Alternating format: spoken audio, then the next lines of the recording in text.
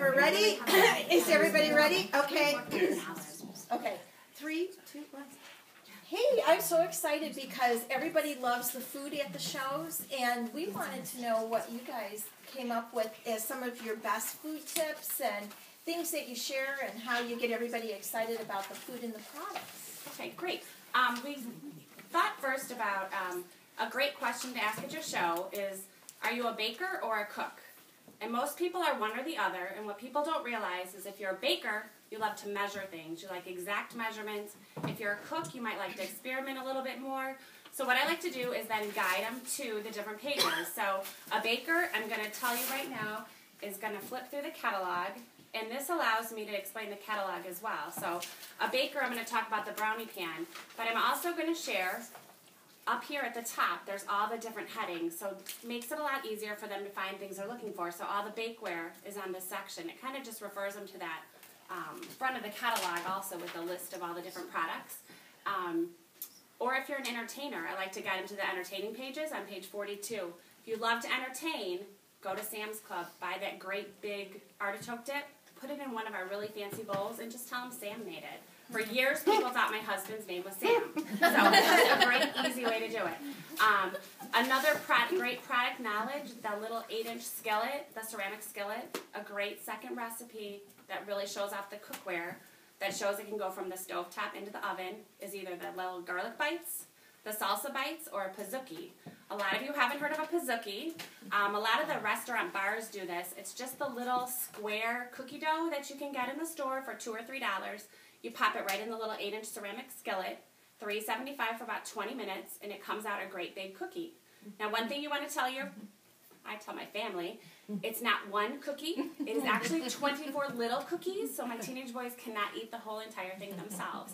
But if you're on Weight Watchers and can only have one, that's the one you want to have. Okay? But that's just, restaurants sell those pizookies for $8 or $10. Scuba ice cream on top. So it's a great way to highlight that product and share some fun tips.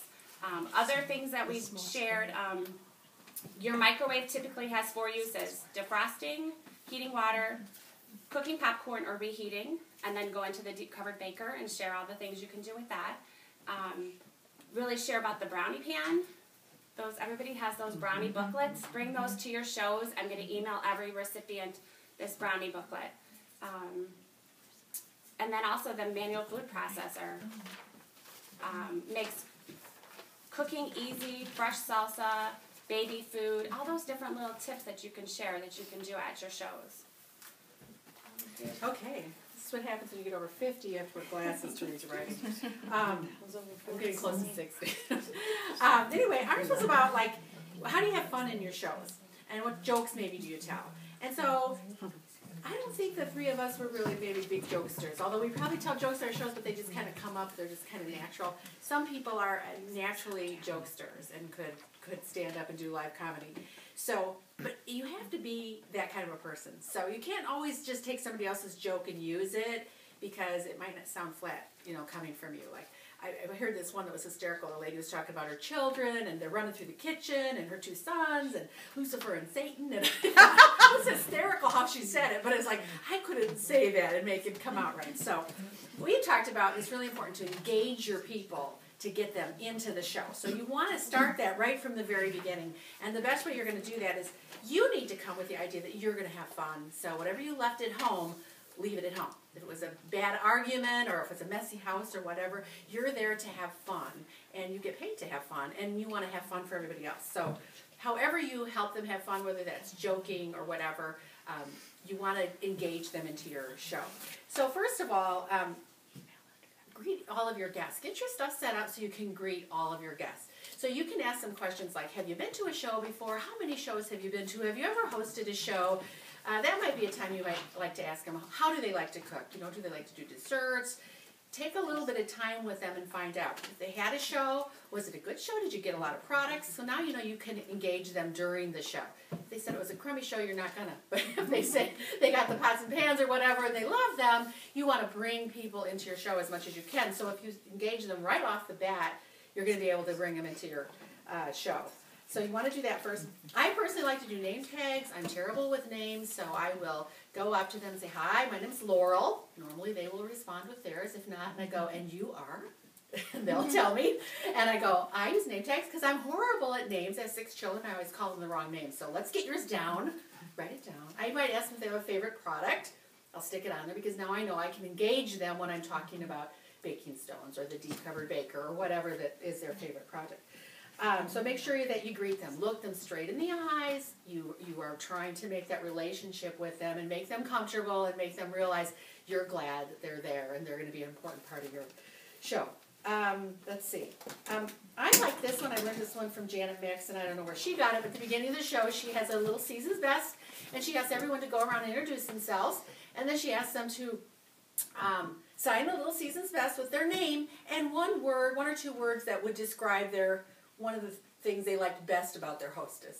So she's funny, she's entertaining, she's whatever, and then they all go around. Now everybody, the hostess feels fabulous, okay, and they've all got to share what they love about the hostess, and they all want their friends to come to their house and also tell them what they loved about them. So I thought that was a cute one. People really like that.